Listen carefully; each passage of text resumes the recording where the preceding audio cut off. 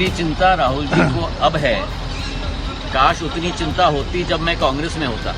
इससे ज्यादा मुझे कुछ कहने की जरूरत नहीं। नमस्कार, आप देख रहे हैं वीके न्यूज और मैं युधिष्ठिर उपाध्याय। कांग्रेस के पूर्व अध्यक्ष राहुल गांधी ने कहा था कि ज्योतिरादित्य सिंधिया अगर कांग्रेस में रहे होते तो मुख्यमंत्री बन सकते थे, लेकिन बीजेपी में वो बैक वेंचर बनकर रह गए हैं। अब राहुल गांधी के इसी बयान का खुद मध्य प्रदेश से बीजेपी के राज्यसभा सांसद सिंधिया ने जोरदार जवाब दिया है, जो शायद राहुल गांधी को जरूर चुभेगा।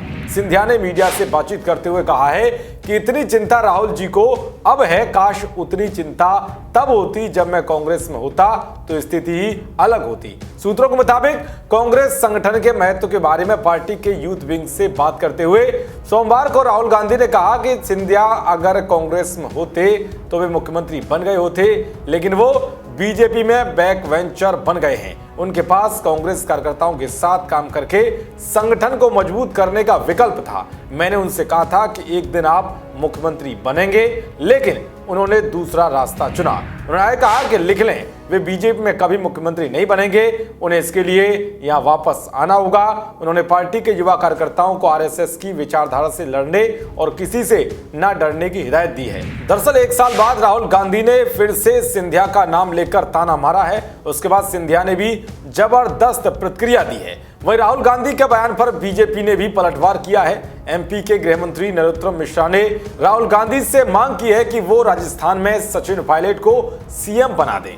बीजेपी ने कहा है कि विधानसभा चुनाव में कांग्रेस ने दूल्हा कोई और दिखाया, लेकिन शादी किसी और से करा दी थी। तो वही ट्विटर पर भी सचिन पायलट को सीएम बनाने की मांग ट्रेंड कर रही है। बताते कि पिछले साल मार्च में पूर्व मुख्यमंत्री कमलनाथ और पार्टी के वरिष्ठ नेता दिग्विजय सिंह के साथ टकराव के बाद सिंधिया ने कांग्रेस का साथ छोड़ दिया था। इसके बाद वो बीजेपी में शामिल हो गए थे। उनके साथ उनके समर्थकों ने भी पार्टी छोड़ दी थी, जिससे कांग्रेस की सरकार गिर गई और फिर से बीजेपी की सरकार सत्ता में आ गई। सिंधिया कांग्रेस के साथ लगभग 18 साल जुड़े रहे। इस दौरान उन्होंने पार्टी के लिए कई महत्वपूर्ण जिम्मेदारी संभाली।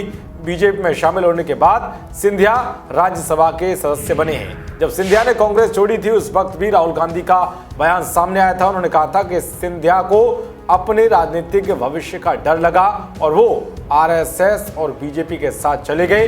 उन्होंने ये भी कहा था कि सिंधिया को बीजेपी में वो सम्मान नहीं मिलेगा जो कांग्रेस में मिल रहा था।